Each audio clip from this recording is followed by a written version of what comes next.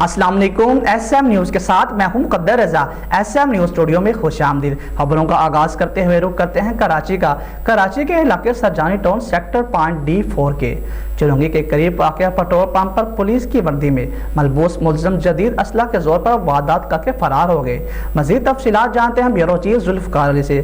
जी जुल्फ़िकार अली, आगाह कीजिएगा।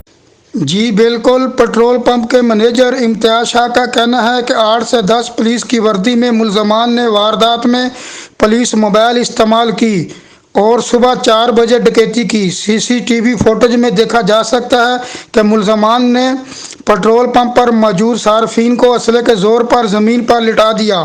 इम्तियाज शाह का कहना है कि हैरानकुन तौर पर मुलजमान मोबाइल फ़ोन किसी से नहीं लेकर गए। पेट्रोल पंप मैनेजर ने बताया कि मुलजमान ने 18 से 20 हज़ार मुलाजम से छीने और बआसानी फरार हो गए। दूसरी जानब सरजानी पुलिस का दावा है कि पेट्रोल पंप से मतलस सड़क पर लगे कैमरों की फोटोज मावन साबित नहीं हो रही। जी बहुत शुक्रिया जुल्फ़िकार, हमें तफसीलात से आगाह करने का। मज़ीद खबरों के लिए देखते रहिए SM न्यूज़।